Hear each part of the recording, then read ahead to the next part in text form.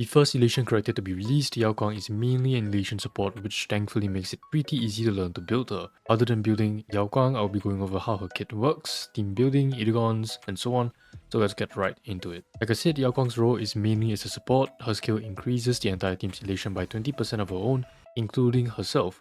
Yao Guang gets 10% Elation from her traces, but her bonus ability also gives her extra Elation based on her speed, which is why her buff usually ends up around 20 to 30%, and from my experience, she seems to hover around 120 to 160% elation herself. Her ultimate is really strong for elation teams. It increases the entire team's res pen by 20%, so pretty similar to Runmay's ult, and this part is why Runmay was so strong and flexible in the meta prior to this, except it can also grant Aha an extra turn at a fixed 20 punchline. If you don't quite understand how elation damage and punchlines work, I recommend watching my guide on elation mechanics first to make it easier to understand. Anyways, in addition to this, her ultimate also gives 5 punchlines before the attack, while her basic attack and skill give 3, hence why Yao Guang is able to stack punchlines and certified bangers for the team fairly quickly. Her elation skill even provides 16% vulnerability and has a lower participant ID, meaning her elation skill procs first before Sparxie and hopefully future DPS units. The other really strong part about her kit is that she also deals additional damage, kind of like Robin. When Yao Guang holds certified banger, pretty much permanently, Yao Guang can deal 20% elation damage equal to the corresponding attacker's type, and if it uses skill points, it triggers one more time for a total of 40% elation damage. This uses Yao Guang's own certified banger stacks, but uses the attacker's modifiers. So for example, Sparxie has like 10 bangers while Yao Guang has 90. Sparxie uses 90 bangers for the calculation, but then uses her own elation, crit damage and defense ignore, which will usually be higher, allowing Sparxie to deal more damage even though she has less certified bangers in this scenario. And in the other scenario where your attacker has less elation than Yao Guang, it then uses her elation stat to calculate it.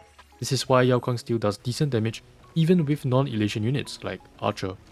Yao Guang also keeps certified bangers for 1 extra turn, meaning she will be able to stack certified bangers for longer, and why you can see her hit 90 or even 100 plus certified banger stacks pretty easily. There's still more quality of life features in the kit. She gives herself 60% crit damage and recovers a skill point during her elation skill, and her basic attack recovers 30 energy, so it would be as if she was using her skill. Hopefully you now get the gist of what Yao Guang does in battle, so let's move on to how to build her. For Relic Sets, there is a new 4-piece set for her, Diviner of Distant Reach. It increases her speed and grants her extra crit rate based on her speed, and also increases the entire team's elation by 10% after her first elation skill. It is pretty much made for her, so I wouldn't really recommend anything else, but for transitional pieces, maybe 2+2 speed sets for now is fine. For planar ornaments, I've mostly been running Rushaka, and that's what I genuinely recommend because both Sparxie and Archer skill of attack. But if you don't plan on getting her signature, Sprightly Vonwak is also a decent choice to give Yao Guang an extra turn in the first cycle if you don't have 200 speed. For main stats, I recommend crit damage body, speed boots, HP or defense op, and ERR rope. There isn't a lot of variation in her builds here. Yao Guang gets crit rate in traces and from her new relic set, so it's already quite easy to hit 100% crit rate in battle, hence why crit damage. Speed boots obviously to get the extra elation for herself, which will convert into a bigger buff for the team. Once again, elation damage is not affected by damage boost, and literally all of Yao Guang's damage is elation damage, so I would opt for defensive options like HP or defense over physical damage. And finally, Yao Guang's ultimate is Giga OP for elation teams because it grants an extra turn, leading to more damage and more stacks, so always energy rope. I mean, it's not like she has better alternatives there anyway. And for stack goals, ideally 100% crit rate in battle. You can easily find this by subtracting whatever crit rate you have. In battle, she gets 18% crit rate from the new relic set and 10% if you have her signature light cone. So 72% crit rate is the maximum if you have S1, or 62% crit rate without her S1. For speed, 200 is obviously really good because this means 3 turns in 150 action value or 1 cycle, but it's only really possible with her S1 because it gives 18% speed. Otherwise, it's generally just as high as you can get it because she continues to convert speed to elation up to 200 excess speed. So impossible to reach in normal gameplay, but that means there's just no cap to how much speed is good on Yao Guang. From here we have light cones. Like I said, S1 gives 18% speed, but also gives 10% crit rate and 30% crit damage to the entire team when entering the battle or using her ultimate for 3 turns. It also gives her 12% extra energy regen, and even recovers 15 energy at the start of each wave. The strongest part of Yao Guang's kit is her ultimate in my opinion, and it seems the devs think so as well, which is probably why her signature has so many energy effects.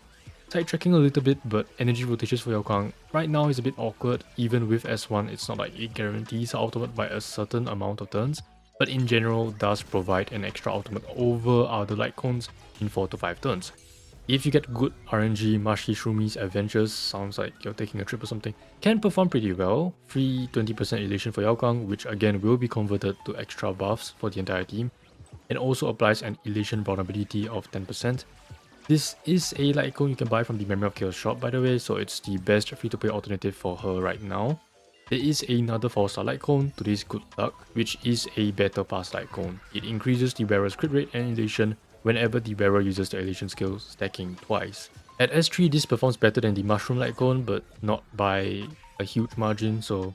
Finally, the new 3-star elation light cones, Sneering and Lingering Tears. Sneering increases your elation during an AHA instant until it ends, while Lingering Tears increases your crit damage when punch line is 10 or more. Sneering is the better light cone for Yaoguang because extra elation means a bigger elation buff for the team, and this is calculated with Sparxie, hence why extra elation always doing better here. Now I want to quickly go over Eidolons and investment recommendations before I get to tips for playing Yaoguang and team building. Yaoguang's E1 allows her ultimate's AHA instant to take 40 punch line into account instead of 20, and also increases elation damage by 20%. This is a really good Eidolon because this means 20 more certified banger every time Yaoguang uses her ultimate, so more damage for not only Yaoguang herself, but for all other elation units. E2 increases all ally speed by 12% and elation by 16% while her skill is active. Because Yaoguang's elation scales for speed, this is about 28% additive for her, and then you have to multiply that by 0.2 again, but this is converted into more elation for the entire team, but the heavy lifting from the damage increase is the extra speed actually, because it reduces the action value required to take the same number of actions. By itself, the increase in elation is only about 7.5% extra damage, so not really the best Eidolon in my opinion. E4 is an independent multiplier for the AHA instant triggered by Yaoguang's ultimate. She can't trigger it that often because her energy cost is quite high, even with S1, but still does add decent damage. And E6 is by far her best Eidolon because it introduces merrymaking, which functions like an independent multiplier right now, while also doubling Yaoguang's elation skill damage. So when it comes to E1 versus S1, it's quite hard to decide, even for me. E1 allows you to stack a ton more punch lines when you use Yaoguang's ultimate, but S1 is what allows Yaoguang to use her ultimate more frequently to begin with. Hence, if your teammate is able to regenerate extra energy, like Huo, E1 should be the better choice.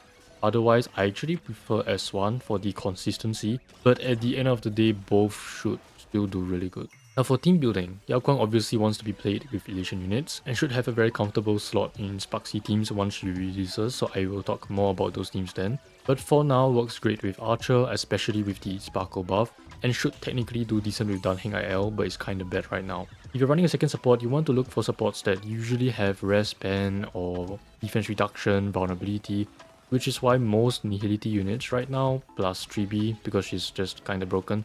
And for sustains, Ho is able to regenerate energy for Yaoguang as well, so she's quite a good option right now. Gallagher and Dunheng PT are also really good sustains because they are very skill point friendly, and the teams that Yaoguang wants to be played in right now usually uses quite a lot of skill points, so their skill point positivity is very useful there.